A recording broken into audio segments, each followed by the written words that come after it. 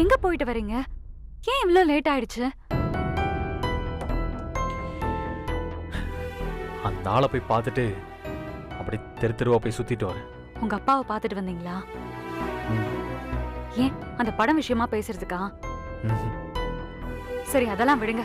அம்மாவை பாத்தீங்களா? நீங்க நடந்த விஷயத்தெல்லாம் அம்மா கிட்ட பேசுனீங்களா? அம்மாவை பார்க்க முடியல அமிர்தா.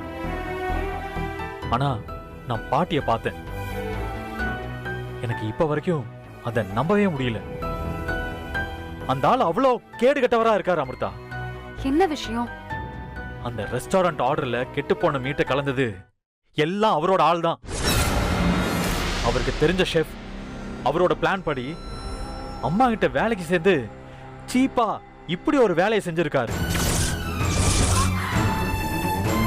எவ்வளவு கேவலமானவரா இருக்காரு பாரு அந்த ஆளு.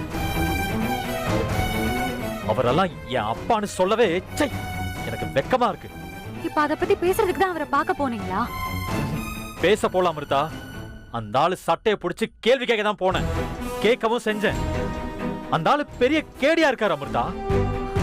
உன் மேல இருக்கிற பாசத்துல தான் இந்த சான்ஸ் வாங்கி கொடுத்தேன்னு அப்படியே டயலாக் எல்லாம் பேசுவாரு.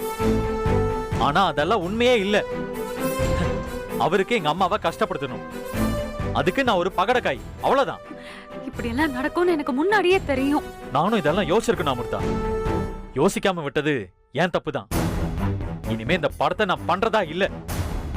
இத நான் அவர்கிட்டே சொல்லிட்டேன். அம்மாவை வரக்கூடாதுன்னு அவர் சொன்னப்போவே நீங்க இந்த முடிவு எடுத்திருக்கணும்.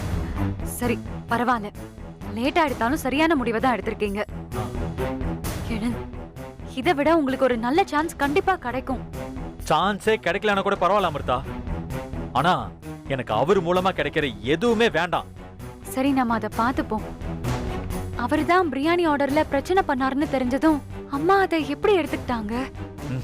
எனக்கு தெரியல அமிர்தா. நான் தான் அம்மாவை பார்க்கவே இல்லையே. சரி இங்க பாருங்க, காலையில முதல் வேலையா அம்மாவை போய் பார்த்துட்டு வாங்க. என்ன நடந்துச்சு, இனிமே என்ன பண்ண போறோம்னு எல்லாமே தயவு செஞ்சு அம்மா கிட்ட சொல்லிடுங்க. சரி ஒண்ணு பண்ணலாம், நம்ம 2 பேரும் சேர்ந்தே போய் அம்மாவை பார்த்துட்டு வந்துடலாம். நீங்க சாப்பிட்டீங்களா இல்லையா? இல்ல. சரி நான் போய் சமைச்சு கொண்டு வரவா? இல்ல இல்ல, அதெல்லாம் ஒண்ணு வேண்டாம்.